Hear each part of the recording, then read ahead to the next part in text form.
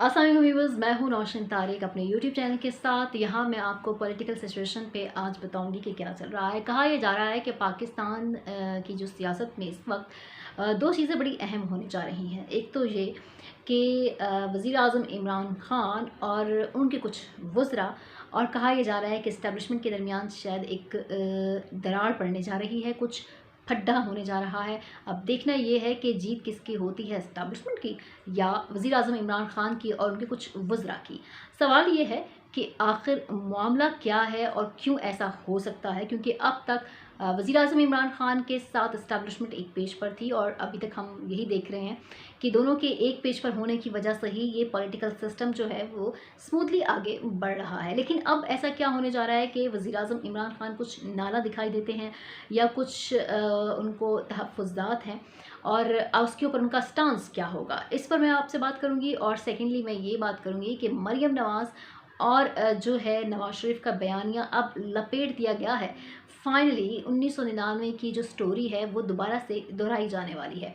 ये स्टोरी भी क्या है, इस पर भी हम बात करेंगे अपने इस वीलॉग में। लेकिन उससे पहले मेरी आपसे रिक्वेस्ट होगी कि आप मेरा यूट्यूब चैनल सब्सक्राइब करें, बेल आइकन प्रेस करें, ताकि आपको पॉलिटिकल सिनेरियोज पर वीडियोस मिलती रहें। यहाँ मैं आपको सबसे पहले बता दूँ कि 1999 में जब मुशर्रफ के साथ डील हो रही थी, तो कहा यह जाता है कि एक तरफ तो तहरीक बहाली जमहूरियत का इजलास चल रहा था और कुलसूम नवाज़ तमाम नून लीग की क़यादत में मौजूद थी।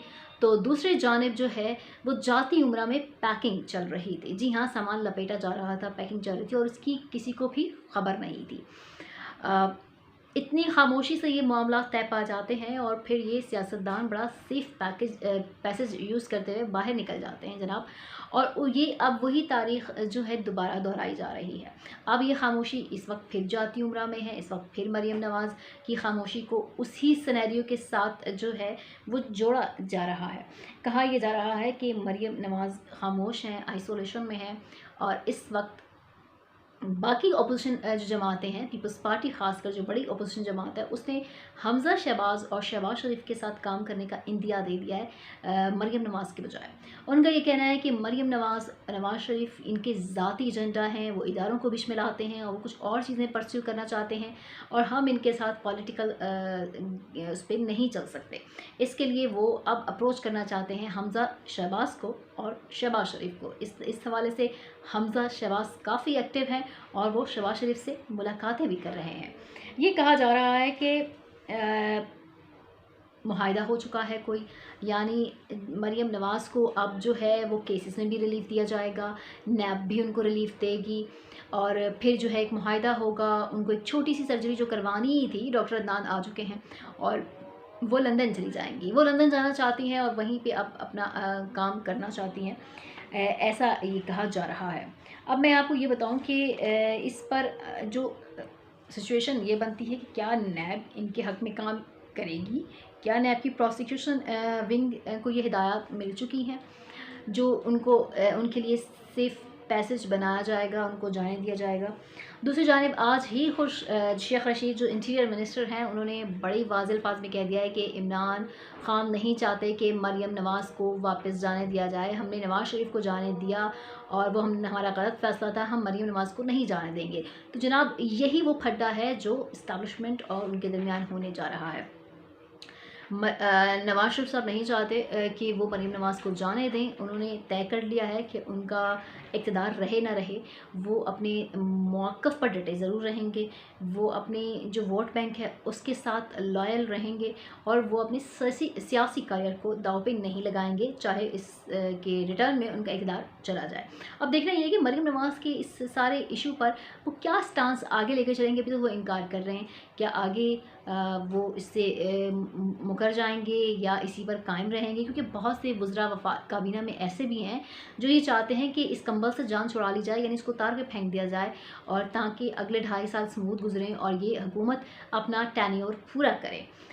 लेकिन नवाज शरीफ, इमरान खान साहब इसके मूड में नहीं है। यहाँ मैं आपको बता दूँ कि जब नवाज शरीफ साहब को जाना था, तो वो सारे हालात ऐसे बना दिए गए थे कि जिससे ये ज़ाहिर हो रहा था कि नवाज शरीफ साहब की ज़िंदगी को ख़तरा है, और खुदा न खास्ता अगर जेल में उनको कुछ हो जाता है तो फिर उसकी ज़िम्मेदारी भी इस्टेब्लिशमेंट पर आ जाएगी। और इस्टेब्लिशमेंट नहीं चाहती कि भुट्टो के बाद, जुल्फ़िकार अली भुट्टो के बाद ये दूसरा बर्डन, एक दूसरा लीडर की मौत उनके खाते में आए और वो कहीं हिस्ट्री में गलत और ये जो है वो हीरो बन जाएं। तो उन्होंने भी उस वक्त भी वैसे ही हालात बनाए गए, सेफ पैसेज दिया गया, और आज मियाँ साहब बाहर बैठे हुए हैं।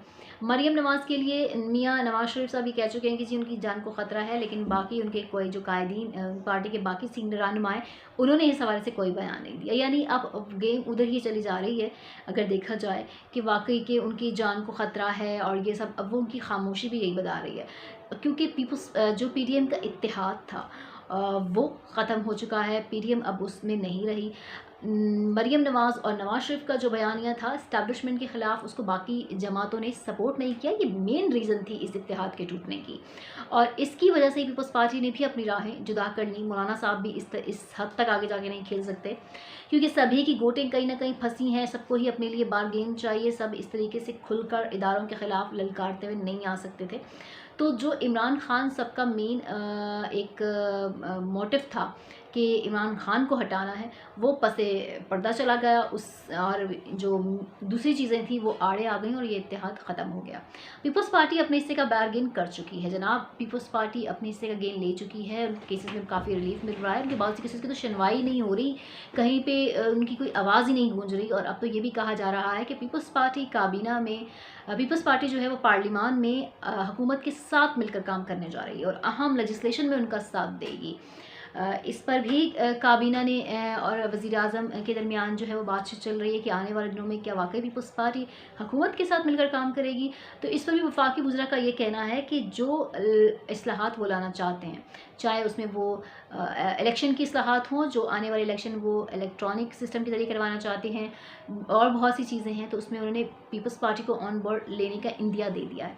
और बाकी ज़राए भी ये कह रहे हैं कि पीपल्स पार्टी ऑन बोर्ड है हुकूमत के साथ। तो ऐसे में, और पीपल्स पार्टी ने सियासी मुखालफत के लिए भी जो चुन रखा है वो हमजा शहबाज और शहबाज शरीफ को चुन रखा है, क्योंकि वो इदारों के ख़िलाफ़ ज़बान इस्तेमाल नहीं करते और उनके लिए वो इजी ऑप्शन है उनके साथ काम करने के लिए, और हुकूमत को जो है वो के लिए अपोजिशन का किरदार अदा करने के लिए। जबकि मरीम नवाज़ को के लिए अब कोई ऑप्शन बचा नहीं, और मरीम नवाज़ ये चाहती हैं कि अब अगर उनके पास कुछ रहा नहीं है करने को, तो फिर वो जाती उम्र में अकेली क्यों रहें, और वो लंदन जाना चाहती हैं, वहाँ जाकर अपने बच्चों के साथ और अपने फादर के साथ टाइम स्पेंड करना चाहती हैं, वहीं रहना चाहती हैं। तो सारा जो खेल है सियासी, वो इसी पस मंज़र में चलाया जा रहा है, और ये कहा जा रहा है कि इस हवाले से सारे काम कर दिए गए हैं। वफाकी वज़रा डिफरेंट बयान दे रहे हैं। कोई ये कह रहा है कि वज़ीर आज़म इमरान खान उनको नहीं जाने देंगे किसी सूरत भी, ये उनका असूली मौक़िफ़ है, वो उससे पीछे नहीं हटेंगे। कोई ये कह रहा है कि उनके चले जाना ही बेहतर है जमहूरियत के लिए। कोई ये कह रहा है कि अभी ईसीएल से दरख्वास्त, मतलब नाम निकालने की ऐसा कुछ नहीं मौसूल हुआ। लेकिन बहुत से सीनियर जर्नलिस्ट, बहुत से सीनियर तज्ज़ियाकार और जो हैं वो इस बात की पेशेनगोइयाँ कर रहे हैं कि बाला ही बाला तमाम मामलात को जो है वो टैकल कर लिया गया है, तय कर लिया गया है। मरीम नवाज़ को जो है वो जाने के लिए जो हरी झंडी है वो, मतलब उनको साइन दे दिया गया है। अब वो जल्द ही लंदन में होंगी अपनी सर्जरी का बहाना करते हुए, और यहाँ से वो सेफ़ पैसेज लेकर चली जाएंगी। अब जो चीज़ सबसे इम्पॉर्टेंट है यहाँ पे वो ये है कि इमरान खान साहब इस बात के लिए तैयार नहीं हैं। क्या इमरान खान साहब इस हवाले से मौक़िफ़ अख्तियार करेंगे आने वाले दिनों में, इसका भी वक्त ही बताएगा। लेकिन इमरान खान साहब नहीं चाहते कि मरीम नवाज़ बाहर जाएं, मरीम नवाज़ को वो यहीं पे रह के वो केसेस का सामना भी करें, और जो उन्होंने आवाम से वादे किए हैं कि वो इन चोरों से, इन लुटेरों से सब कुछ वसूल करेंगे और इनको एहतिसाब के दायरे में लगाएंगे, वो इस पर पूरा उतरना चाहते हैं जनाब। वो अपने सियासी कैरियर के साथ मुखलिस हैं, वो असूलों पर डट जाना चाहते हैं। लेकिन ये वही मुल्क है जहाँ पर एक वज़ीर आज़म बेचारा काफ़ी बेबस होता है, वो अपने एक कैबिनेट के आगे भी बेबस होता है, वो इस्टेब्लिशमेंट के आगे भी बेबस होता है, और कहीं ना कहीं उसे अपने असूलों पर भी समझौता करना ही पड़ता है वक्त के साथ साथ। और हम पहले भी ये सब देख चुके हैं। आने वाले वक्त में सूरत हाल क्या रुख इख्तियार करेगी सियासत के हवाले से, वो भी हम आपको अपनी इन वीडियोज़ में बताते रहेंगे। अपना बहुत ख्याल रखिएगा। पाकिस्तान जिंदाबाद।